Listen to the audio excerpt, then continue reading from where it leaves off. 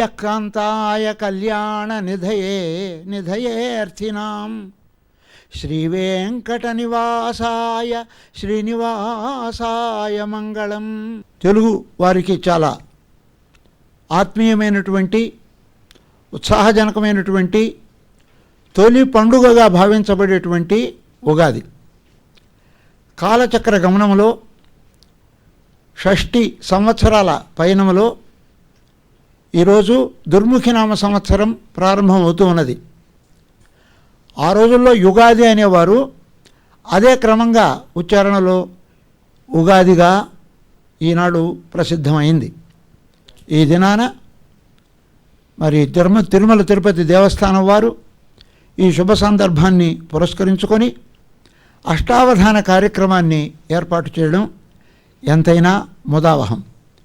ఈ అష్టావధాన కార్యక్రమంలో అవధానిగా ఈనాడు మన ముందర ఉన్నటువంటి వారు ఆచార్య మేడసాని మోహన్ గారు. వారు సరస్వతీపుత్రులుగా, మరి పంచసహస్ర అవధానిగా, అవధాని సార్వభౌములుగా సుప్రశస్తమైనటువంటి ఖ్యాతి గడించినటువంటి వారు. ఈ కార్యక్రమంలో అష్టావధానం అన్నారు, 8 అంశాలు ఉంటాయి. 8 అంశాలలోనూ పృచ్ఛకులుగా ప్రశ్న వేసేవారుగా వచ్చినటువంటి ఉద్దండ పండితులు ఈరోజు మన ముందర 8 మంది ఉన్నారు. ఈ 8 అంశాలు ఏమిటి అని అంటే, నిషిద్ధాక్షరి అంటే పద్యం ప్రారంభమవుతుంది, అవధాని చెబుతూ ఉంటారు, ఏదో ఒక భావాన్ని దృష్టిలో పెట్టుకొని పద్యాన్ని కొనసాగిస్తూ ఉంటే ఫలానా అక్షరాన్ని నిషేధిస్తున్నాను, ఆ అక్షరాన్ని ప్రయోగించకండి అని నిషిద్ధాక్షరి ప్రశ్న వేసేవారు నిషేధిస్తారు. దానికి బదులు కవి మరొక అక్షరాన్ని మనసులో ఊహించుకొని చెబుతారు. ఇట్లా అడుగడుగున అక్షర నిషేధం చేస్తూ చేస్తూ చేస్తూ పోతే దానికి అనుగుణమైనటువంటి భావ సంపద చెడనటువంటి చక్కని ప్రయోగంతో అక్షరాలను వేరే పదాలను కూర్చుకొని అవధానం కొనసాగిస్తారు అవధాని గారు. అట్టి నిషిద్ధాక్షరిని కొనసాగించడానికి వచ్చినటువంటి వారు ఆముదాల మురళి గారు. వీరు స్వయంగా అవధాని, కొన్ని ప్రబంధాలు కూడా రాశారు. ఈ రాష్ట్రంలో కాకుండా ఇతర రాష్ట్రాల్లో కూడా చక్కని అవధానాలు ఎన్నో చేశారు. ఆ తర్వాత అంశం ఏమిటంటే న్యస్తాక్షరి. ఒక పద్యం ఉంటుంది, ఆ పద్యంలో ఫలానా నెంబరు, ఫలానా సంఖ్యలో ఫలానా అక్షరం వచ్చేటట్టుగా చెప్పండి. 4 పదాలకు 4 అక్షరాలను స్థానాలను నియమించి న్యస్త ఉంచబడిన అక్షరమును కలిగిందే న్యస్తాక్షరి. ఇది 2వ విషయంగా మనం స్వీకరిస్తే దాన్ని నిర్వహించడానికి వచ్చినటువంటి వారు డాక్టర్ తాళ్ళూరి ఆంజనేయులు గారు. వారిప్పుడు తిరుమల తిరుపతి దేవస్థానంలో మరి శ్వేత అనేటువంటి సంస్థకు డైరెక్టర్గా పనిచేస్తున్నారు. ఆ తర్వాత దత్తపది వారు ఎట్లయితే ఒక అక్షరాన్ని ఇచ్చి నిర్వహించమంటారో, అక్షరాన్ని కాకుండా తర్వాతి వారు దత్తపది పదాన్ని ఇస్తారు.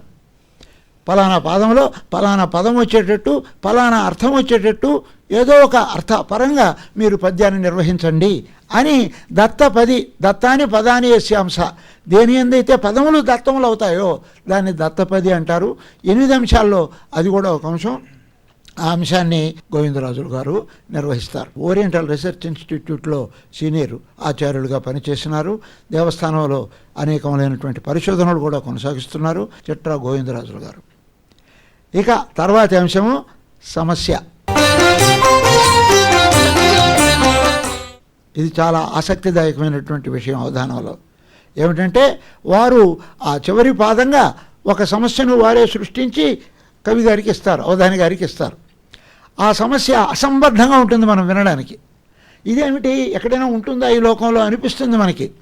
కానీ కవి తన యొక్క ప్రతిభాతిశయంతో చమత్కారావహంగా ఆ అసంబద్ధమైనటువంటి సమస్యను సుసంబద్ధమైనటువంటి సమస్యగా తీర్చుతాడు.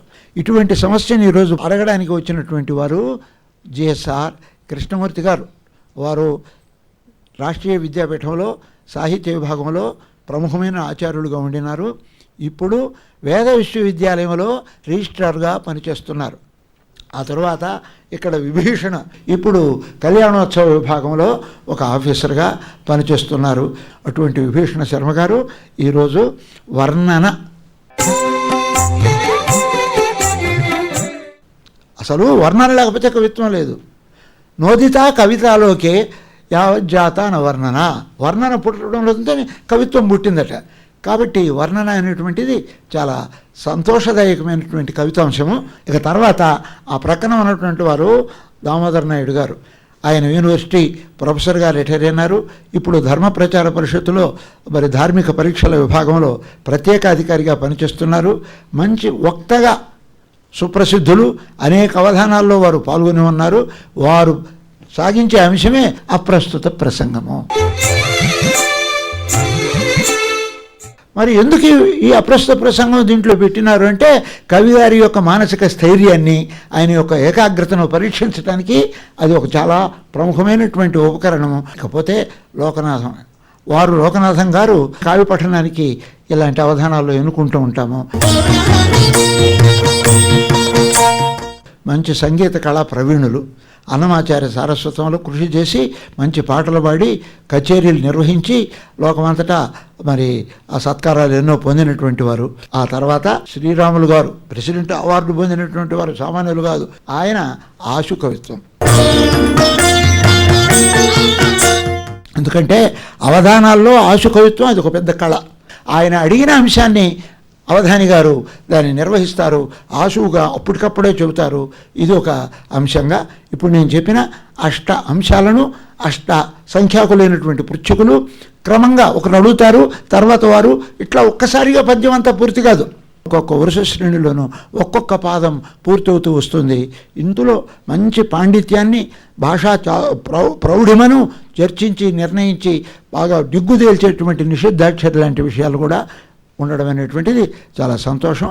శ్రీనీహార ధరాధర సానూద్భవ వీచికా వశం వద నిశ్వాసానూన యోగ విద్వధ్యానానంద మకరంద ధారాపార శ్రీమన్ మృదుమద పంకేజామోద మరందపాన హర్షామల సుస్థిమభర భక్త సంగతి శ్రీమద్వేంకటపతి శ్రీమద్వేంకటపతి శ్రీమద్వేంకటపతి వశీకృత దీప్తి. సప్తాద్రిస్థిత వెంకటేశ్వర సప్తాద్రిస్థిత వెంకటేశ్వర సహస్రస్ఫార సందీప్తిమత్ సప్తాస్వ ప్రతిమానతేజ కరుణా సామ్రాజ్య సర్వేశ్వర సప్తార్చిర్మయ యజ్ఞపూరుష విరాట్ సాకార సప్తార్చిర్మయ యజ్ఞపూరుష విరాట్ సాకార నిత్యైక భోగ ప్రహ్లన్న శుభావతార నృహరి కళ్యాణమూర్తి నమో. ఆనంద శివతాండవార్భటీ ఢమరుకా వాదనం వేదేవి వాగ్విభూతి ఆనంద శివతాండవార్భటీ ఢమరుకా వాదనం వేదేవి వాగ్విభూతి శీర్షస్థ సురధుని స్నిగ్ధాభ్రగంగా తరంగంబులేదేవి రమ్యకృతులు శీర్షస్థ సురధుని స్నిగ్ధాభ్ర గంగా తరంగంబులు ఏ దేవి రమ్యకృతులు రంగ త్రిశూల ధారా మనోహర ధళంధళల ధావళ్యము ఏ తల్లి మూర్తి చంచజ్జటాజూట చంద్రరేఖామృత వ్యాహారము ఏ తల్లి హాసలహరి వ్యాస వాల్మీకి కాళిదాసాది కవులు నన్నపార్య తిక్కన్నాది సన్నుతాత్ములు ఏ జనని ముద్దుబిడ్డలై ఎసగుచుందురు అట్టి నా తల్లి వాగ్దేవి నాశ్రయింతు అట్టి నా తల్లి వాగ్దేవి నాశ్రయింతు. సురుచిర తపోబలున్ మోహరహిత దీక్షాఢ్యు శ్రీ శివానంద మునీశ్వరు కరుణాకరు అస్మద్గురువరు పదపంకజములు కొలిచదనిపుడున్. శ్రీ సముద్రాల వంశవార్ధి విధుమూర్తి శ్రీ సముద్రాల వంశవార్ధి విధుమూర్తి పాండితీ ప్రతిభాపూర్ణ భద్రదీప్తి లక్ష్మణయ్య సద్గురుదేవు లలితభావు పాదపద్మంబురు నితింతు భక్తితోడ ఆముదాల మురళి ఆర్ద్రభావుకమూర్తి ఆంజనేయును శుభార్ధదీప్తి సౌజన్యు గోవిందరాజధీవరు కృష్ణమూర్తి ఉదాహ్వయు ఉదవరేణ్యు భూషిత వాంగ్మి విభీషణ ఉదవర్యు దామోదరాక్ష విద్వద్వరేణ్యు ప్రాకట స్వరహారి లోకనాథ బుధుండు శ్రీరాములు హితుని స్నిగ్ధయసుని సంస్కృతాంధ్ర సాహిత్య సామ్రాజ్య వీధి దిక్పతులబోలి వెల్గొందు ధీరవరుల సరస సాహిత్య సౌహిత్య సంభరితుల పృచ్ఛకోత్తములన్నుతియంతు భక్తి. శ్రీ విశ్వదీప్తమౌ శ్రీ వెంకటేశ్వర భక్తి ఛానలును సద్భక్తితోడ వీక్షించుచున్నట్టి ప్రేక్షకోత్తములార భాగవతోత్తమ ప్రహితులార శ్రీనివాస పదాబ్జ సేవా నిరతులార హైందవ ధర్మ శిష్టాత్ములార దేశ విదేశాల వాసించు బుధులార విజ్ఞాన ఖనులైన వేత్తలార సత్కృతాష్టావధాన వాంగ్మయ మధువుల అంచితంబుగ ఇది సమర్పించుచుంటి కమ్ర కవనపూర్వక శుభాకాంక్షలిడుచు దాసదాసుడనగుచు వందనములిడుచు. అభ్యుదయ పరంపరాభివృద్ధిగా అవిచ్ఛిన్న సంప్రదాయార్థినై ఈ అష్టావధాన సాహితీ క్రతువు నిషిద్ధాక్షరి అంశంతో ప్రారంభిస్తున్నాము. యావత్ ప్రేక్షక భక్తలోకానికి దుర్ముఖినామ శుభాకాంక్షలు సమర్పించుకుంటూ ఛందోబద్ధంగా నా పద్యాల్లోనే ఆ అంశాన్ని మనవి చేశాను. మళ్ళీ భక్తలోకానికంతా కూడా నా శరణాగతి చేస్తూ అఖిలాండకోటి బ్రహ్మాండ నాయకుడైనటువంటి నిత్యోత్సవ పక్షోత్సవ మాసోత్సవ సంవత్సరోత్సవాది వివిధోత్సవ కృతానందుడు శ్రీనివాసుని చరణారవిందాలకు ప్రణమిల్లుతూ సభాధ్యక్షుడైనటువంటి సద్గురుదేవుల యొక్క అనుమతితో నిషిద్ధాక్షరి అంశాన్ని ప్రారంభించవలసిందిగా పృచ్ఛక మహాశయుల్ని కోరుతున్నాను. ఓం నమో భగవతే వాసుదేవాయ. తిరుమల తిరుపతి దేవస్థానములు శ్రీ వెంకటేశ్వర భక్తి ఛానల్ వారు నిర్వహిస్తూ ఉన్నటువంటి ఈ దుర్ముఖినామ సంవత్సర ఉగాది సందర్భ అష్టావధాన కార్యక్రమంలో నిషిద్ధాక్షరిని ప్రారంభం చేస్తున్నాము. ముందుగా అందరికీ శుభాకాంక్షలు తెలియజేస్తూ ఉన్నాను. మన ముంగిట తలుపు తట్టినటువంటి దుర్ముఖినామ సంవత్సరం పేరు ఏదోగా ఉంది, వినడానికే కొంచెం ఇటు అటుగా ఉంది. అయితే శ్రీనివాసుని కృపా కటాక్షంతో ఆ దుర్ముఖి కాస్త సుముఖిగా మారాలని ఆకాంక్షిస్తూ కందపద్యం మొదట శ్రీకారాన్ని నిషిద్ధం చేస్తున్నాను. భా వా నిషిద్ధం. ప్రధాని గారు, ఇక్కడ కూర్చొని ఉంటే నాకు వెంటనే ఒక విషయం స్ఫురణకు వస్తుంది. మా నీళ్ళల్లో పుట్టిన అగ్గి నీటి చేతనే ఎందుకు ఆర్పబడుతుంది, ఎందుకు ఆరిపోతుంది అని అనుమానం కలుగుతుంది. మన మహర్షుల్లో దుర్వాస మహర్షి ఉన్నారు. ఆయన ఎక్కువ కోపంతో మీరు శాపాలు ఇచ్చేస్తుంటారండి, మీ తపస్సుకి తగ్గిపోదా అని ఎవరు అడిగితే అన్నాడట, సలిలమగ్నికి బాధకమై వైద్యుతాగ్ని ప్రభవించుగతిన్. అది ఇతరుల విషయంలోనూ అయితే అవుతుందేమో, నాకు కాదు, నా తపశక్తి ఇంకా పెరుగుతూ ఉంటుంది.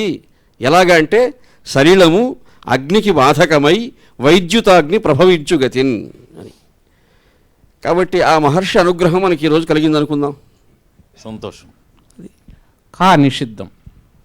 యా మా భామయ తర్వాత యా మా చెప్పారు మేము. మా నిషిద్ధం అన్న. సు మళ్ళీ మా, ఖ మళ్ళీ మా. రేఫ నిషిద్ధం. ధూ తా. ప రేఫ నిషిద్ధం. ధాం పధాం భామయ సాధు పధాం. మొదటి పాదం అయింది. ఒక గురువు ఉంది ఇక, భామయ సుఖసాధు పదాం. అయిపోయింది. సరే పుస్తక పెడితే సరే. న్యస్తాక్షరి. ఆనందనిలయే శేషతల్పే వెంకటభూధరే క్రీడంతం రమయా సార్థం శ్రీనివాసమహం భజే. తిరమై స్త్రీ అలమేలు మంగ ఎరుమందే నిలిచి దీపింపగా పరమైశ్వర్య దురంధరుడుకుచు నా పాలన కృపను నిలిచి సుందర దివ్యాకృతిని అప్పటప్పటికి మోదంబప్పగా చూపి మద్వరదండైదగు వెంకటాచలపతిని భావింతు నిశ్రాంతము. శ్రీ వెంకటేశ్వర భక్తి ఛానల్ ప్రేక్షకులకు దుర్ముఖినామ సంవత్సర శుభాకాంక్షలు. ఈరోజు ఈ అవధానంలో పంచసహస్రావధాన బిరుదాంకితులైనటువంటి మేడసాని మోహన్ గారి అవధానాన్ని చూస్తున్నటువంటి ప్రేక్షకులు, ఈ పృచ్ఛకుల్లో నేను ఒక భాగమైనందుకు స్వామివారికి కృతజ్ఞతలు. ఇచ్చినటువంటి అంశం యస్తాక్షరి. ఈరోజు వస్తున్నటువంటి సంవత్సరం దుర్ముఖినామ సంవత్సరం. ఇంతకుముందు పృచ్ఛక సోదరులు అడిగినట్లు అవధాని గారు చెప్పినట్లుగా ప్రతి ఒక్కరూ అదే అనుకుంటారు, దుర్ముఖి, ఇది సన్ముఖి కాదు. కాబట్టి ప్రతి ఒక్కరికి భయాందోళన అనేవి సహజం. ఆ భయాందోళనలు పడవలసిన అవసరం లేదు. ఎందుకంటే మనం స్వామివారి సన్నిధిలో ఉన్నాం కాబట్టి ఆ స్వామివారి నామస్మరణం చేస్తూ సురక్షితమైనటువంటి ధర్మ మార్గంలోనే ఉండే అవకాశం ఉంటుంది వారిని తలుచుకుంటే అనే భావనని మనసులో పెట్టుకొని కాకా గాఘ కాకా గాఘ ఉత్పలమాల 1, 3, 5, 7 వరుసగా. మొదటి పాదంలో క, ఖ, రెండో పాదంలో 3 ఖ. ఖ. దానికి మాత్రం ఒక మినహాయింపు ఉన్నది. ఖ. గుణింతుతో ఖ ఆర్ కి ఏదైనా పర్వాలేదు. ఎందుకు మీరు చెప్పినట్టే అక్షరమే అదే ఖ. చాలా మూడో సంతోషం. అక్షరంలో ఖ, ఖ. మూడో పాదం 5వ అక్షరం గ. గ, 4వ పాదం 7వ అక్షరం ఘ. ఖ, ఖ, ఘ, ఖ, గ, ఘ. ఖ. అన్ని హ్రస్వాలే. అన్ని హ్రస్వాలే. మీరు హ్రస్వం, మీకు ఇచ్చింది హ్రస్వం. అంటే నాకు ఈ సార్ అడిగిన తర్వాత ఏమనిపించిందంటే, సరి సంఖ్యలు ఎందుకు ఆయనకి ఇష్టపడడం లేదు, అన్ని బేసి సంఖ్యలే అడిగాడు. 1, 3, 5, 7 కాకా గాగా. బేసి సంఖ్యల పైన చాలా అభిమానం ఉన్నట్లుంది. అందరూ భేషుగ్గా ఉందంటారేమోని. ఓ, ఉత్పలమాల. ఉత్పలమాల. కా, ఖ, గా, ఘ 1, 3, 5, 7 వరుసగా కష్టములన్ హరించు, కష్టములన్ హరించు రసకందళిత ప్రతిభంగమూర్తి, కష్టములన్ హరించు రసకందళిత ప్రతిభంగమూర్తి. ఉత్కృష్ట అని తర్వాత వస్తుంది. కష్టములన్ హరించు రసకందళిత ప్రతిభంగమూర్తి యు. ఇప్పుడు దత్తపది అనే అంశానికి వెళ్తూ ఉన్నాం. ఓం నమో వెంకటేశాయ. శ్రీ వెంకటేశ్వర భక్తి ఛానల్ ప్రేక్షక మహాశయులకు ఉగాది శుభాకాంక్షలు. నాకు ఇచ్చిన అంశం దత్తపది. మామిడి, వేప, చింత, బెల్లం పదాలతో ఆ అర్థాలు రాకుండా దుర్ముఖినామ సంవత్సరం తెలుగు ప్రజానీకానికి శ్రీ పద్మావతి శ్రీనివాసుల కరుణా కటాక్షాలను ప్రసరింపచేయాలని వసంత కోకిల గానం చేసే విధంగా మత్త కోకిల వృత్తాన్ని చెప్పాల్సిందిగా కోరుతున్నాను. వారి క్రమాన్నే పాటిస్తాం. మామిడి, వేప, చింత, బెల్లం ఆ అర్థంలో రాకూడదు. మామిడి, వేప, చింత, బెల్లము పదాలతో ఆ అర్థాలు రాకుండా. మీరు చెప్పిన అంశంలో ఒకటే, నేను వసంత కోకిల్లాగా నేను పాడలేను అది. ఎందుకంటే భావయుక్తంగా పద్యాన్ని చదవగలను కానీ రాగయుక్తంగా పద్యం పాడాలంటే అది సంగీతబద్ధంగా ఉన్నటువంటి మహానుభావులు పాడాలి. ఆయనకు కూడా తెలుసు మీరు వసంత కాదని. ఆయనకు కూడా తెలుసు మీరు వసంత కాదని. మధ్యలో మీరు సంతలాగా దూరుతున్నారు. ఏం చేయమంటారు?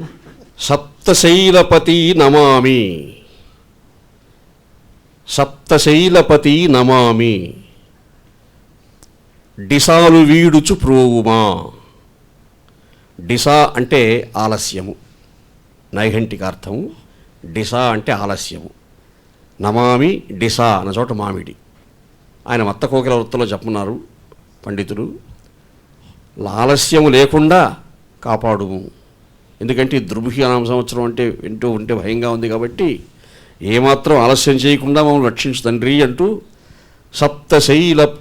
సప్తశైలపతి నమామి డిసాలు వీడుచు బ్రోవుమా. మొదటి పాదం పూర్తయిపోయింది. సమస్య. సభకు నమస్కారం. శ్రీ వెంకటేశ్వర భక్తి ఛానల్ వారి ఈ కార్యక్రమంలో ప్రేక్షకులందరికీ కూడా ఉగాది శుభాకాంక్షలు. పంచసహస్రావధాని నేడు అష్టావధానం చేస్తున్నటువంటి మేడసాని మోహన్ గారికి, అధ్యక్షుల వారికి కూడా నా హృదయపూర్వక అభివాదాలు. ఇది దుర్ముఖి నామ సంవత్సరం. ఇంతకు ముందు కూడా ఈ దుర్ముఖి నామ సంవత్సరం మనందరికీ శ్రేయస్సులను కలగజేయాలి అనేటువంటి ప్రశ్నలు కూడా అనుసంధించారు. ఈ సమస్య కూడా ఇటువంటిదే. అదే సమస్య ఇక్కడ అవధాని గారిని పూరించమని కోరుకుంటున్నాను. దుర్ముఖి దుష్టశక్తులను దూరము చేయు నదేమి చోద్యము. ధార్మిక సత్యజీవన విధానముమై మనునట్టువారి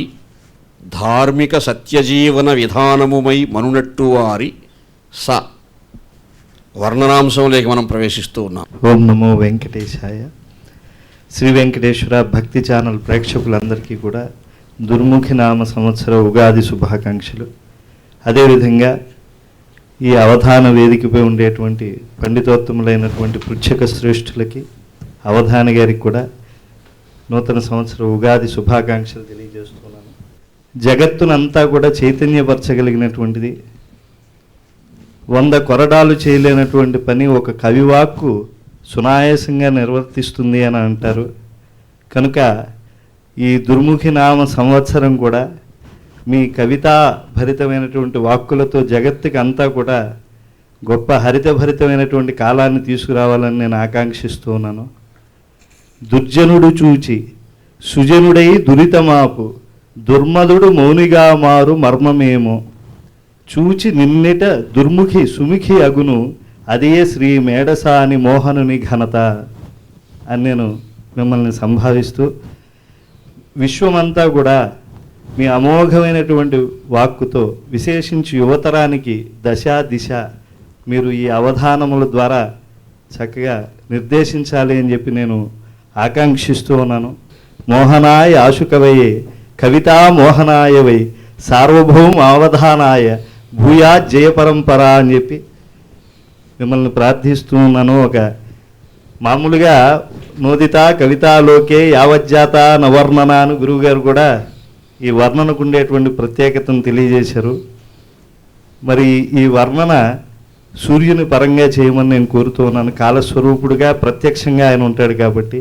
అయితే వర్ణన అడిగేటప్పుడు శార్దూలమో మత్తేభమో అడుగుతూ ఉంటారు, మీరు వేగాతి వేగంగా చెప్తూ ఉంటారు. తేట గీతలో సూర్యుని వైభవాన్ని చెప్పమని కోరుతూ ఉన్నాను. అల్పాక్షరముల అనల్పార్థ రచన అంటారు కదా, అసలు అటువంటివి చెప్పడమే అదే అవధానం అంటే. ఇప్పుడు వారు అడిగినటువంటి ఇతివృత్తానికి ఏ మత్తేహో శార్దూలమో అయితే ధారాశుద్ధి, వెంటనే మనస్సు ఒక భావాంబర వీధిలో విహారం చేస్తుంది. వారు అడిగినటువంటి ఆ వస్తువు సామాన్యమైన వస్తువు కాదు. కాలాత్మ, సర్వభూతాత్మ, వేదాత్మ, విశ్వతోముఖ, అటువంటి వాడు సూర్యభగవానుడు. ఆ సూర్యభగవానుడి వైభవాన్ని ఒక తేటగీతి చిన్న పద్యంలో చెప్పడం అన్నది అది ఒక అవధానమే. కానీ వారు అడిగినట్టు చెప్పాలి. 1000 కిరణాలు లోకాల వెళ్ళి విరియ, మొదటి పాదం. 1000 కిరణాలు లోకాల వెళ్ళి విరియ. ఓం నమో వెంకటేశాయ. సభకు హృదయపూర్వక నమస్కరిస్తూ శ్రీ వెంకటేశ్వర భక్తి ఛానల్ ప్రేక్షక మహాశయులకు ఉగాది శుభాకాంక్షలు తెలుపుతూ నాకు ఇచ్చినటువంటి కావ్యపటంలో మనవి చేస్తాను. కుప్పించి ఎగసిన కుండలంబుల కాంతి గగన భాగం బెల్లగప్పి కొనగా నురిగిన నోర్వక యుదరంబులోనున్న జగముల వ్రేయగున జగతి కదలా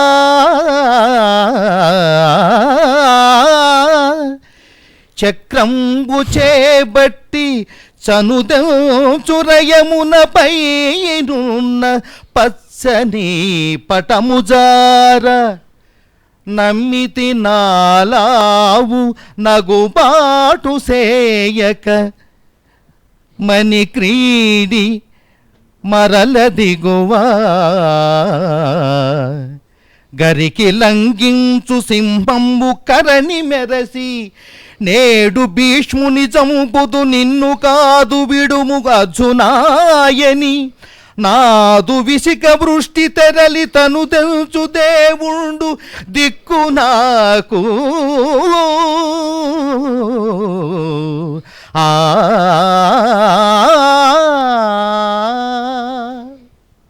తెలుగువారి పుణ్యఫలంగా అవతరించినటువంటి మహానుభావుల్లో పోతన్న తెలుగుల పుణ్యపేటి అని విశ్వనాథ సత్యనారాయణ గారు సెలవిచ్చారు ఒక సందర్భంలో. అటువంటి తెలుగువారి పుణ్యఫలంగా అవతరించినటువంటి మహానుభావుడు బమ్మెర పోతన శ్రీమదాంధ్ర భాగవతంలో అఖిలాండకోటి బ్రహ్మాండ నాయకుడైనటువంటి శ్రీమన్నారాయణుని యొక్క మహత్వాన్ని, తత్వాన్ని, పారమ్యాన్ని విశదీకరించే ఎన్నో మహత్తరమైనటువంటి ఉపాఖ్యానాలు చెప్పారు. అందులో ఈ మహాభాగవతోత్తముడైనటువంటి భీష్ముడు శరతల్పగతుడై ఉన్నప్పుడు పాండవులు, కృష్ణుడు ఆయన చూడటానికి వెళ్ళారు. శ్రీకృష్ణ భగవానుని ముఖారవిందాన్ని చూస్తూనే భీష్ముడు ఆయన మహాభాగవతోత్తముడు కాబట్టి, శ్రీకృష్ణుడు సంపూర్ణావతారుడు అనే తత్వం కూడా తెలిసినటువంటి తత్వవేత్త కూడా కాబట్టి,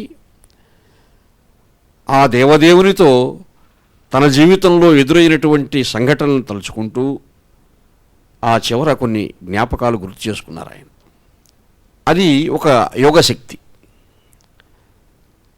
పోతన్న గారు మీరు చదివినటువంటి ఈ పద్యానికి పూర్వాపరాల్లో కూడా అత్యద్భుతమైనటువంటి పద్యరచన చేసున్నారు. కృష్ణుని ముఖాన్ని చూస్తూనే ఆలాపంబులు మాని చిత్తము మనీషాయత్తముంజేసి దృగ్జాలంబున్ హరిమోపై బరపి తత్కారుణ్య దృష్టిన్ వినిర్మూలీభూత శరవ్యధా నిచయుడై మోదించి భీష్ముండు సంశీలంబొప్పనుతించే కల్మష గజశ్రేణీ హరిన్ శ్రీహరిన్. కల్మష గజశ్రేణీ హరిని హరించే ఆ శ్రీహరిని, కల్మషములు అనే గజారిని హరించే కేసరి శ్రీహరి, అటువంటి శ్రీహరిని ఆయన భజించాడు. ఎలా భజించాడు అంటే ఇటువంటి జ్ఞాపకాలు గుర్తు చేసుకుంటూ. ఇటువంటి జ్ఞాపకాలు ఒకానొక సందర్భంలో భగవంతుడైనటువంటి కృష్ణుడు కూడా ప్రతిజ్ఞ చేశాననే విషయాన్ని కూడా విస్మరించి పాండవ బలానికి మహోత్తేజం కలిగించాలనే దృఢ సంకల్పంతో, వారు తన దాసులు కాబట్టి ఆ బలానికి నూతనోత్తేజం, చైతన్యాన్ని ఇవ్వాలనే భావనతో కావచ్చు, ఆయన ఆయుధం చేతబట్టి దిగాడు. ఆయుధవం ధరింపను అనికగ్గముగా ఒక ప్రక్క ఊరకే సాయము చేయువాడా అని అన్నగాని చక్రం ధరించి భయంకరంగా రథం దిగి వస్తూ ఉంటే ఆ దృశ్యాన్ని చూచి భీష్ముడు, అయ్యా నాకు అంతకంటే ఏం కావాలి, పరమాత్మ స్వాగతం, రండి, మీ చక్రం చేత ఖండింపబడే అదృష్టం నాకుంటే మోక్ష సామ్రాజ్యాన్ని అలంకరించినట్టే కదా అని అనుకుంటూ కుప్పించి ఎగసిన కుండలంబుల కాంతి గగన భాగంబెల్ల కప్పికొనగా ఆ పరమాత్మ యొక్క దివ్యమంగళ విగ్రహాన్ని యుద్ధరంగంలో తాను ఎలా చూచాడో ఒకసారి గుర్తు చేసుకుంటూ ఉన్నాడు. కృష్ణుడు అలా హఠాత్తుగా రథం నుంచి ఉరికినప్పుడు ఆ కుండలముల కాంతి ఆకాశం అంతా వ్యాపిస్తూ ఉంది. చక్రం ధరించి వస్తూ ఉన్నాయంటే పైన ఆయన ధరించిన పట్టు పీతాంబరం కూడా జారి కిందికి పోతూ ఉంది. అర్జునుడు వచ్చి గుర్తు చేస్తున్నాడు, బావగారు మీరు ప్రతిజ్ఞ చేశారు, రండి, ఇది సముచితం కాదు, మీరు వెనక్కి రండి, నేను ఈ కౌరవ బలాన్ని నిరోధించగలను, నియంత్రించగలను, మమ్మల్ని అనుగ్రహించండి, మన్నింపు మని క్రీడి మరల దిగువ. అలా వస్తూ ఉన్నా సరే కరికి లంఘించు సింహంబు కరణి మెరసి నేడు భీష్ముని చంపుదు నిన్ను కాతు విడువు మర్జున అని వస్తున్నాడు ఆయన. అలా వచ్చే దేవదేవుడే నాకు కూడా దిక్కు అని శరణాగతి చేశాడు భీష్ముడు. ఆ అంశాన్ని ఆయన అద్భుతంగా గుర్తు చేసుకున్నాడు. అదొక మధుర స్మృతి. అంటే తన జీవితంలో ఆ స్త్రీకి సంభవించినటువంటి ప్రతి కదలికను కవళికను తన స్మృతిపథంలో జాగ్రత్త చేసుకొని ఆ మహాభాగవతోత్తముడు పులకించిపోతూ ఉన్నాడు.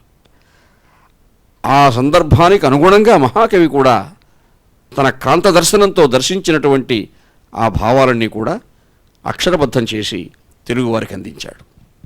అటువంటి పద్యాన్ని మీరు చదివారు. ఆసు ప్రశ్నించడానికి సిద్ధంగా ఉన్నారు శ్రీరాములు గారు. ఓం నమో వెంకటేశాయ నమః.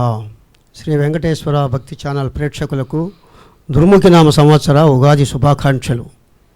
నేడు నాకు ఇచ్చిన అంశం ఆశువు. అలనాడు అమరావతి స్వర్గలోక రాజధానిగా వెలిగిపోయింది. పేరు ప్రఖ్యాతిగాంచిన రాక్షసులందరూ కూడా అమరావతిని పట్టుకోవాలని అల్లాడి బ్రహ్మ ఈశ్వరుల తపస్సులు చేసి దాన్ని పొందగలిగేటటువంటి కోరికలు కోరేవాళ్ళు. కాలాంతరంలో అదే అమరావతి చారిత్రక రాజధాని అయింది. అయితే నేటి అమరావతి ఆశల పల్లకి, ఇంకా సర్వాంగ సుందరంగా రూపుదిద్దుకోవలసినటువంటి భవ్య నగరం.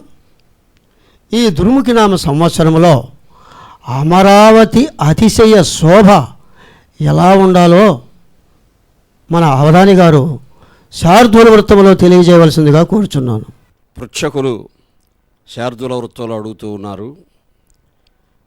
ఆసు కాబట్టి మీకు రాసుకోవాల్సిన అవసరం కూడా ఉండదు, అలా చెప్తేనే ఆసు అవుతుంది. దైత్యుల్ నాడమరావతీపురముపై దండెత్తి చండాత్ములై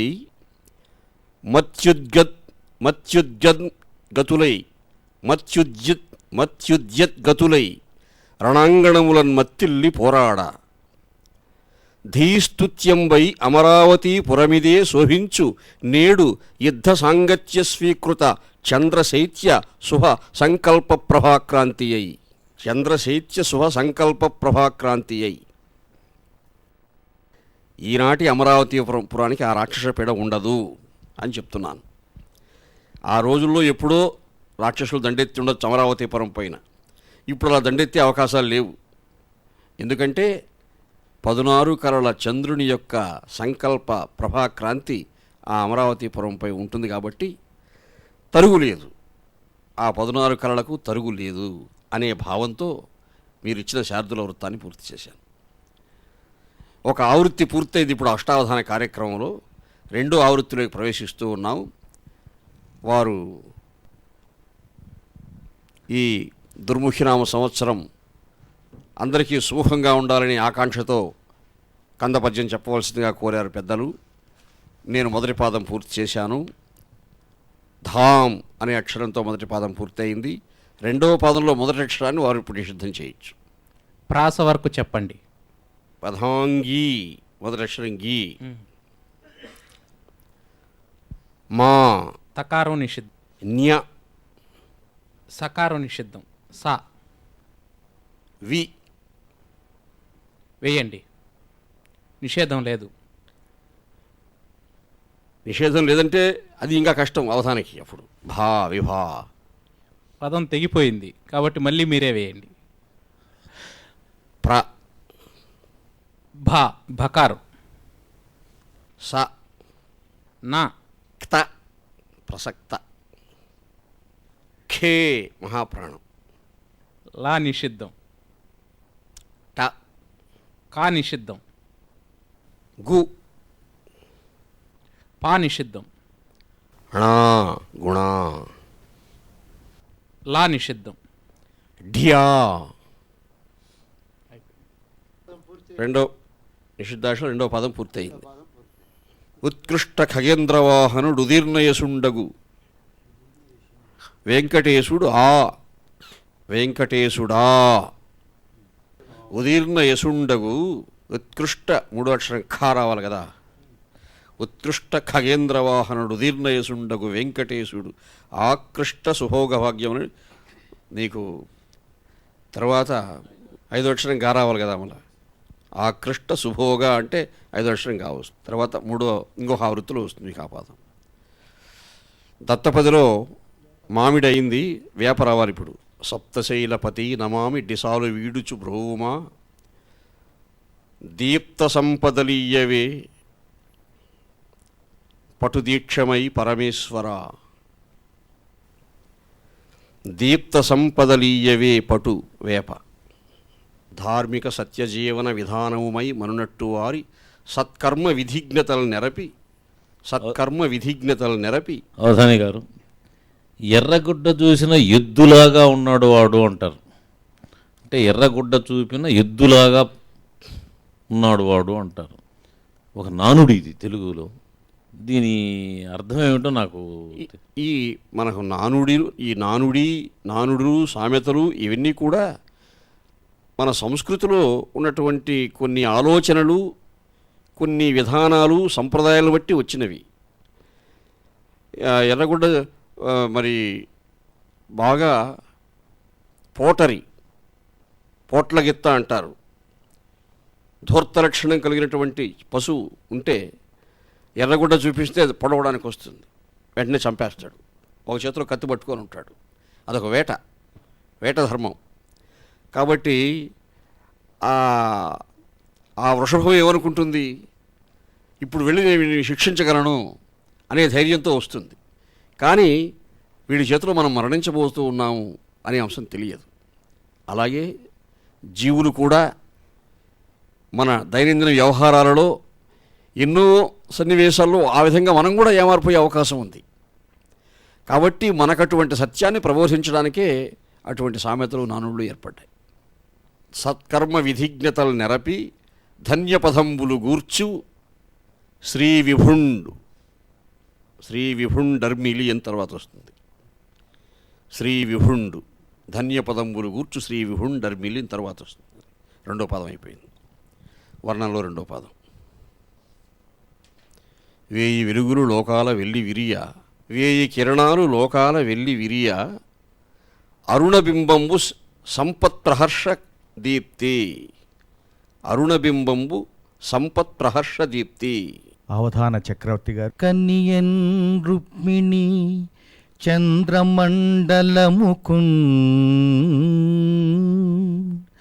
కంఠీరవేంద్రానవగ్ను అవాంబోజదలాక్షు చారుతరవక్షు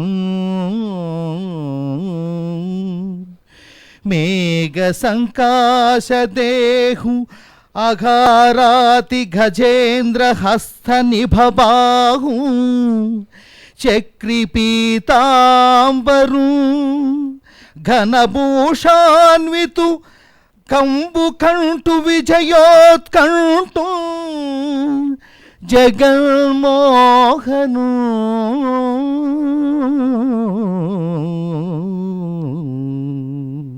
ప్రేమ వివాహం అంటే ఎంత గొప్పదో నిరూపించినటువంటి ప్రేమావతారుడు శ్రీకృష్ణ భగవానుడు.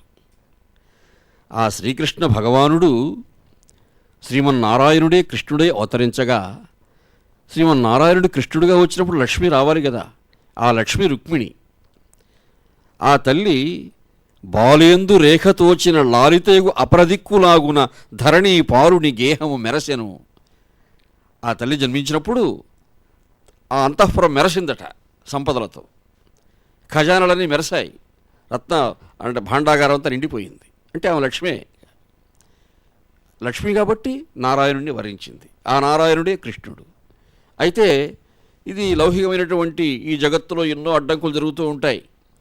బంధువులెల్ల కృష్ణునకు బాలిక నిత్యదమంచు సేముషీ సింధువులై విచారములు చేయగా వారల కడ్డువెట్టి దుస్సంధుడు రుక్మి కృష్ణునిడ చాలా విరోధము కలిగి మత్త పుష్పంధయ వేణినిత్తు శిశుపారుణ కంచు తలంచే అంధుడై. సేముషీ సింధువులైనటువంటి వాళ్ళంతా ఈమెకు తగిన వరుడు కృష్ణుడే అంటున్నారు రాజబంధువులందరూ కూడా. కానీ అంధుడు కాబట్టి, జ్ఞానం లేదు కాబట్టి శిశుపాలుడు లేదు నా చెల్లెలని శిశుపాలునికి ఇస్తానన్నాడు. రుక్మిణి జాగ్రత్త పడ్డది తల్లి. ద్వాపరయుగంలోనే ఎంత గొప్ప సందేశం పంపించింది ఆ తల్లి చూడండి. అప్పుడే రుక్మిణీదేవి కృష్ణ భగవానుడు సందేశం పంపించింది. గొప్ప సందేశం పంపించింది. తనను ఎలా తీసుకెళ్ళిపోవాలో కూడా చెప్పింది. అయ్యా, నువ్వు పెద్ద భయంకర యుద్ధం చేయాల్సిన అవసరం లేదు, సైన్యంతో రా, జాగ్రత్తగా చతురంగ బలాలతో రావచ్చు, కానీ యుద్ధంతో నిమిత్తం లేకుండా నేనే అంతఃపురం దాటి అమ్మవారి పూజకు వస్తాను, అప్పుడు నన్ను తీసుకెళ్ళిపోవచ్చు శుభ్రంగా చెప్పింది. అంకిలి చెప్పలేదు చతురంగ బలంబులతోడ ఎల్లి ఓ పంకజనాభ, నీవు శిశుపాల జరాసుతులను జయించి నా వంకకు వచ్చి రాక్షస వివాహమునన్ భవదీయ శౌర్యమే ఉంకువ చేసి కృష్ణ పురుషోత్తమ గైకుని పొమ్ము వచ్చదన్ అని స్పష్టంగా చెప్పి పంపించింది. ఆయన సిద్ధంగా ఉన్నాడు. ప్రేమ అన్నది ఎంత నిష్కల్మషమైనటువంటి అంశమో భగవంతుడు నిరూపించాడు. కాబట్టి అగ్నిద్యోతనుడు సందేశం చెప్పినప్పుడు స్వామి ఏం చెప్పాడు? అయ్యా, నువ్వు వర్ణించడం కాదు, నేను కూడా గాఢంగా ప్రేమిస్తున్నా అమ్మాయిని అన్నాడు. కన్నియ మీద నా తలపు గాఢము అన్నాడు. ఎంత గాఢం అంటే ఈ మధ్య నాకు రాత్రులు నిద్ర కూడా పడ్డం లేదయ్యా అని కూడా అన్నాడు. కూరుకు రాదు రేయి నాకెన్నడు, నిద్రపడ్డం లేదు, నాకు తెలుసు దీనికి అడ్డంకి రుక్మిణి ఒకడున్నాడు అక్కడ, కాబట్టి నేను వస్తానని చెప్పాడు ఆయన. అలాగే వచ్చాడు. కానీ అమ్మవారికి తపన, ఆ తల్లికి మనసులో ఆర్తి, ఇంకా వచ్చాడా లేదా, ఇంకా వచ్చాడా లేదా, ఏమవుతుంది అని అమ్మవారి పూజ చేసుకొని వస్తూ ఉండగా అదో సిద్ధంగా ఉన్నాడు ఆయన. ఆ వచ్చినటువంటి దేవదేవుని, జగన్మోహనాకారుడైనటువంటి ఆ స్వామిని ఎలా చూచింది ఆ నూతన వధువు పోతన గారు. ఆయన ఉపాస్యమూర్తి కూడా ఆ భగవంతుడే కాబట్టి ఆ పరమాత్మ యొక్క వర్ణన వస్తే మైమరిచిపోతాడు ఇంకా పోతన మహాకవి. ఎంత మైమరిచిపోయాడంటే కనియన్ రుక్మిణి చంద్రమండలముఖున్, 16 కళలతో ప్రకాశించే చంద్రమండలం ఎలా ఉంటుందో అంత ప్రసన్నమైనటువంటి చిరునవ్వులు చిందిస్తూ చంద్రశైత్యాన్ని భాషింపజేస్తున్నాడు కృష్ణ భగవానుడు తన ముఖారవిందంలో. కంఠీరవేంద్రావలగ్ను, ఎంత ప్రసన్నంగా నవ్వుతూ ఉన్నా కానీ ఆయన సింహపరాక్రమం కలిగినవాడు. కంఠి, ఆయన నడుము అంత అందంగా ఉన్నది.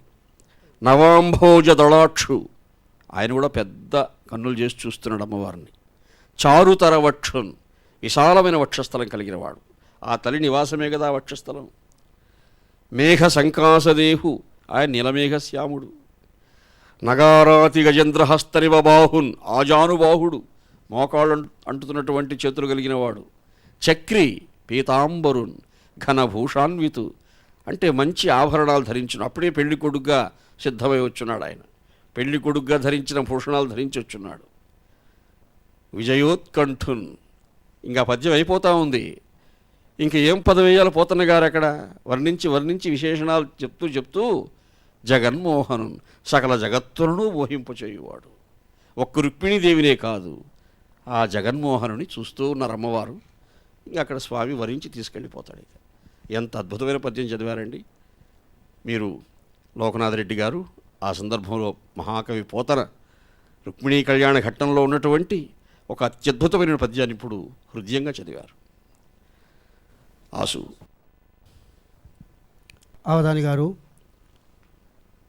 ఈనాటి నాగరికత నవనాగరికత పేరుతో సమాజంలో కొట్ట వచ్చినట్లుగా ఎన్నో మార్పులు కనపడుతున్నాయి.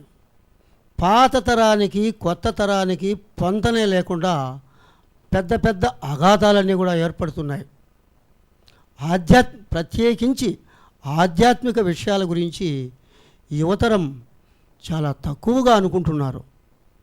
ఆ అంతరం సామాజిక వారధిగా పనిచేయాలని సరళమైన సీసపద్యములో వర్ణించండి. ప్రాచీన సంస్కృతి పాతవడ్డదటంచు, ప్రాచీన సంస్కృతి ప్రాతవడ్డదటంచు విస్మరించుట చాలా వెర్రితనము. ప్రాచీన సంస్కృతి ప్రాతవడ్డదటంచు విస్మరించుట చాలా వెర్రితనము. వృద్ధోపసేవలో పెద్దల యొక్క ఆదేశములందున దీప్తి వరగు జ్ఞానమయంబగు కాంతుల నించిన అట్టి త్రోవలు చూపు అభినవముగా సౌఖ్యకరంబగు సత్యపదంబులు ధర్మమార్గంబులు ధన్యగతులు. ప్రాతక్రొత్తల కలయిక పరిమళింప నేటి నాగరికత ఎల్ల పాటవమున మంచి పెంచుచు చెడ్డను త్రుంచుగాక అనుచు వాంఛింతు ఆత్మలో అహరహంబు. ఇప్పుడు 2 ఆవృత్తులు పూర్తయింది, 3వ ఆవృత్తులే ప్రవేశిస్తున్నాం అష్టావధానంలో. అవధాని గారు, నిషిద్ధాక్షరిలో మొదటి 2 పాదాలు పూర్తయినాయి. ఈ చివరి 2 పాదాలకు నిషిద్ధం లేకుండా మీరు పూర్తిగా చెప్పాలని కోరుతున్నాను. కామిత సిద్ధుల గూర్చెడి ధామముగా దుర్ముఖి సముదాత్త పదయగున్. కామిత సిద్ధుల గూర్చెడి ధామముగా దుర్ముఖి సముదాత్త పదయగున్. వెంకటేశుడాకృష్ట సుభోగ భాగ్యములనిచ్చుచు దుర్ముఖి వత్సరంబులో స్పష్టములవు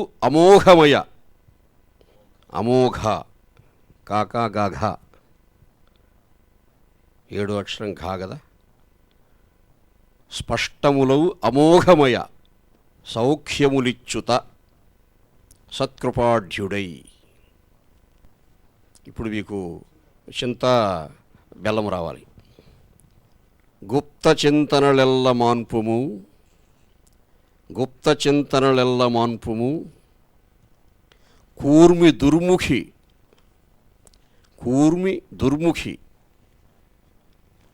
సన్ముఖ వ్యాప్తిమై 4వ పదం వ్యాప్తిమై సబబెల్ల ముఖ్య శుభావహంబులు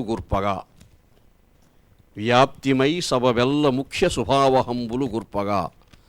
గుప్త చింతన చోట చింత వచ్చింది, వ్యాప్తిమై సబబెల్ల ముఖ్య శుభావహంబులు గుర్పగా అన్న చోట బెల్లము. శ్రీ విభుండర్మిలి దుర్ముఖీ పదమునందున భక్తుల నెల్ల బ్రోచుచో దుర్ముఖి దుష్టశక్తులను దూరము చేయునదేమి చోద్యము. భగవంతుడే వస్తూ ఉంటే ఎందుకు దూరం కావు? భక్తుల నెల్ల బ్రోచుచో, ఆ భక్తులు కూడా ఎటువంటి వాళ్ళు ఉండాలంటే ధార్మిక సత్యజీవన విధానముమై మనునట్టు వారి సత్కర్మ విధిజ్ఞతలు నెరపి ధన్యపదంబులు గూర్చి శ్రీ విభుండర్మిలి దుర్ముఖి పదమునందున భక్తుల నెల్ల బ్రోచుచో దుర్ముఖి దుష్టశక్తులను దూరము చేయునదేమి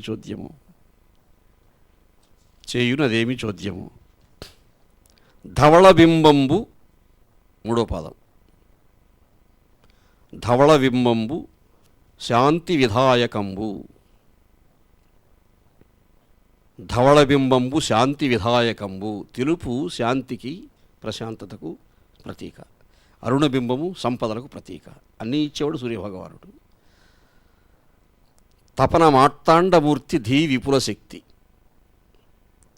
చండప్రచండ మార్తాండమూర్తి సకల విజ్ఞానానికి అజ్ఞానాంధకారం పారద్రోలి విజ్ఞాన చటలు నింపే మహాశక్తికి ప్రతీక. తపన మార్తాండమూర్తి ధీ విపుల శక్తి. అవధాని గారు. కాంచనమయ వేదిక కనత్కేధనోజ్వల విభ్రమము వాడు కలసజుండు సింహలాంగూల భూషిత నభోభాక కేతు ప్రేఖణము వాడు ద్రోణసుతుడు కనక గోవృష సాంద్ర కాంతి పరిస్ఫుట ధ్వజ సముల్లాసంబువాడు కృపుడు లలిత కంబు ప్రభా కలిత పతాకా విహారంబువాడు రాధాత్మజుండు మణిమయోరక రుచిజాలమహితమైన పడగవాడు కురుక్షితిపతి మహోగ్ర శిఖర ఘనతాళ తరువగువాడు సురనదీసూనుడు ఏ పడజూచుకొనుమో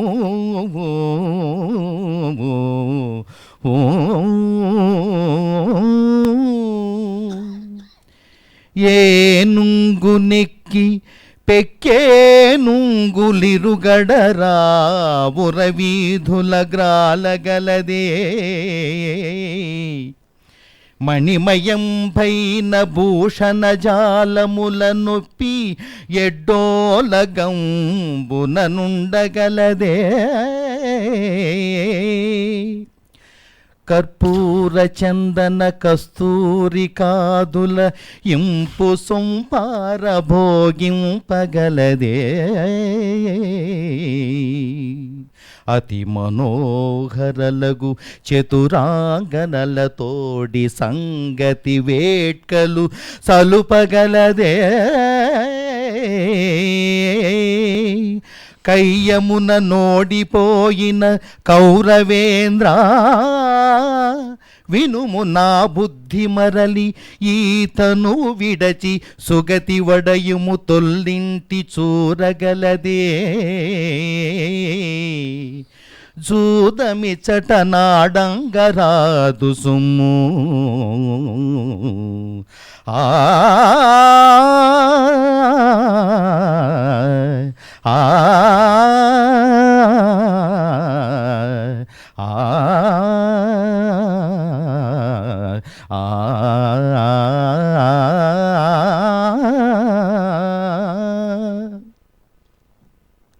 తెలుగువారి పుణ్యఫలంగా కారణజన్ముడై అవతరించిన మహానుభావుడు తిక్కన్న.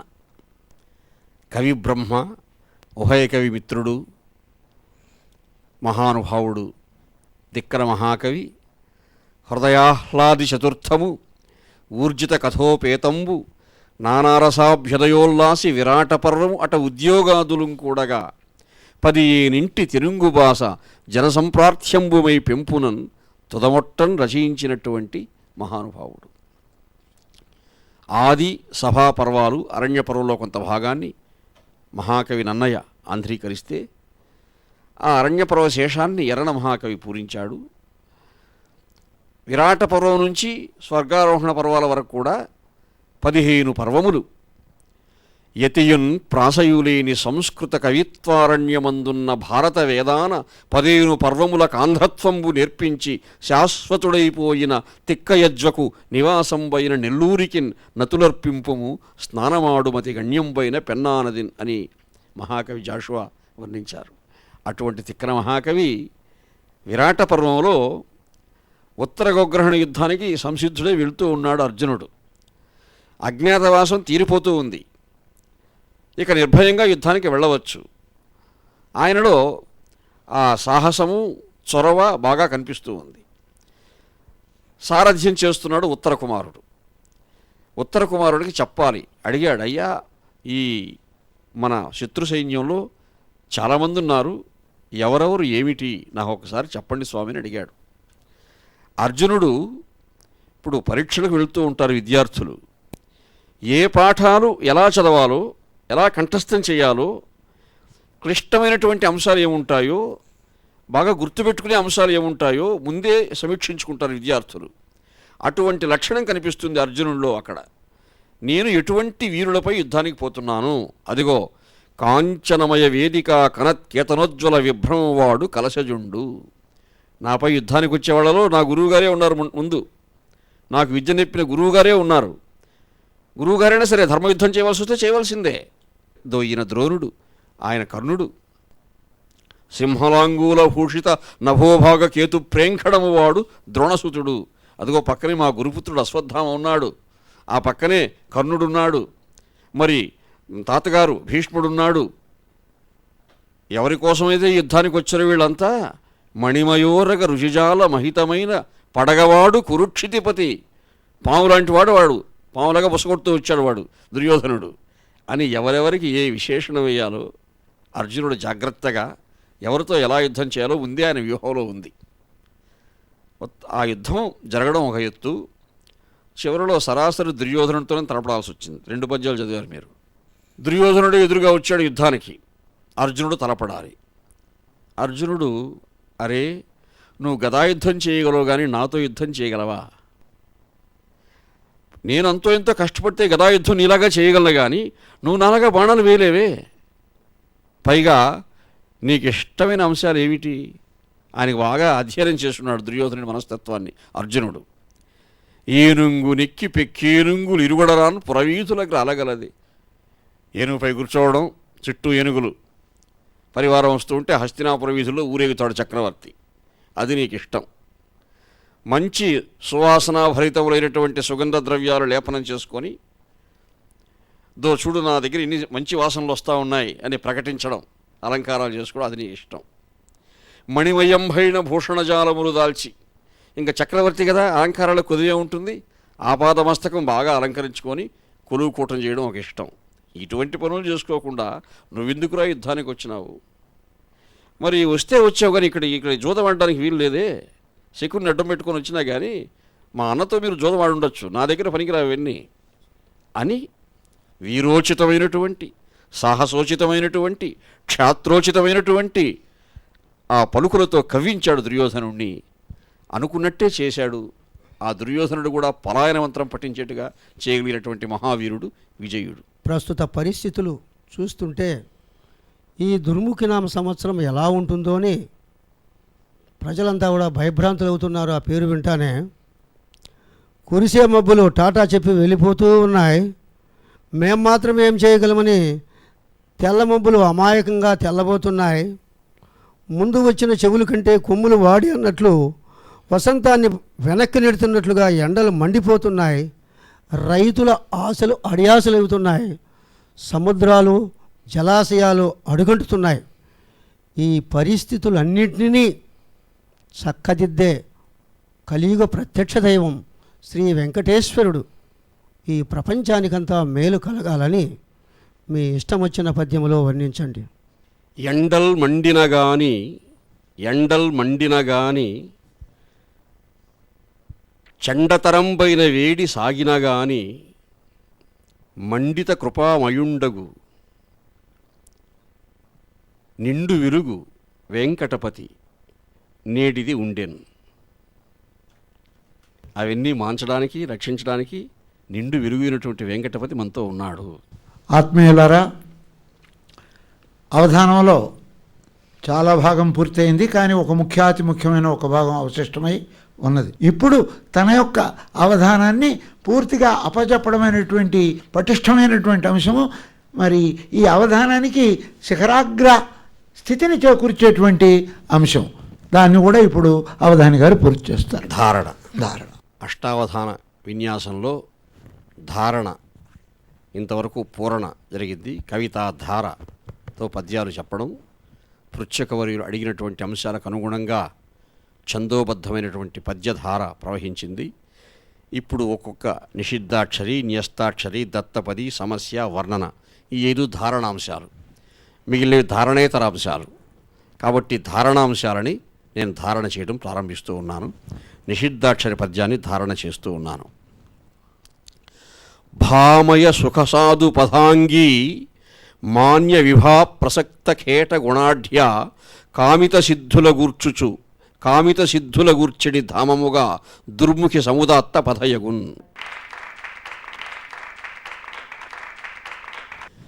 న్యస్తాక్షరి పద్యం ధారణ చేస్తూ ఉన్నాను. కష్టములన్ హరించు రసకందళిత ప్రతిభంగమూర్తి ఉత్కృష్ట ఖగేంద్రవాహనుడు ఉదీర్ణయసుండగు వెంకటేశుడు ఆకృష్ట సుభోగ భాగ్యములనిచ్చుచు దుర్ముఖి వత్సరంబులో స్పష్టములు అమోఘమే సౌఖ్యములిచ్చుత సత్కృపాఢ్యుడై. మిత్రులిచ్చినటువంటి దత్తపది వారు చమత్కారంగా ప్రశ్నించారు.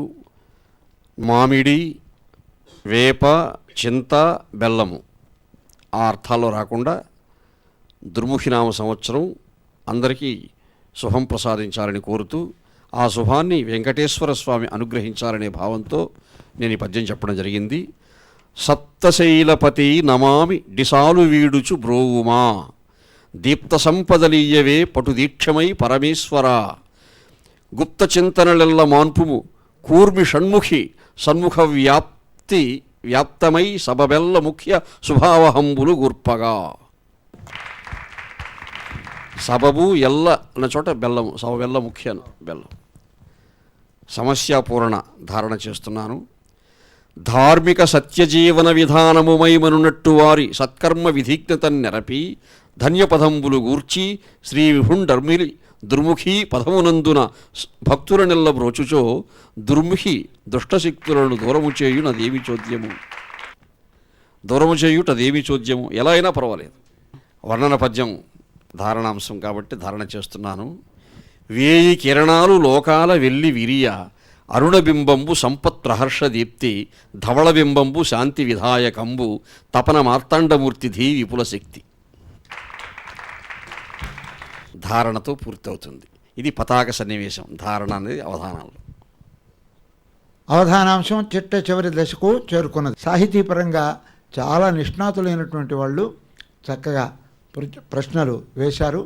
ఏ ప్రశ్నకు ఏమాత్రము తడుకోవాల్సిన అవసరం లేకుండా ఆయన నిరర్గళంగా, రసవత్తరంగా, శ్రవణయోగ్యంగా, మరి అందరికీ ఆస్వాదజనకంగా ఈ సమాధానాలు చెప్పి పవిత్రమైనటువంటి ఈ ఉగాది శుభ సందర్భంలో అందరికీ ఈ అవధాన కళను, ఎందుకంటే తెలుగువారి యొక్క సొంత కళ ఇది, దాన్ని మనం పోషించుకోవాల్సిన అవసరం ఎంతైనా ఉన్నది. ఒక్కొక్క జాతికి ఒక్కొక్క కళ ఒక్కొక్క సౌభాగ్యాన్ని చేకూరుస్తుంది.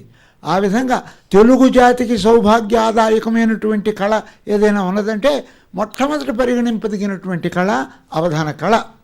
ఆంధ్ర ప్రజానీకానికే కాదు, ప్రపంచంలో ఉండే ప్రజానీకానికి అందరికీ ఈ దుర్ముఖి నామ సంవత్సర శుభాకాంక్షలను ప్రత్యేకించి అందజేస్తూ ఈ కార్యక్రమాన్ని ఇంతటితో ముగుస్తాం.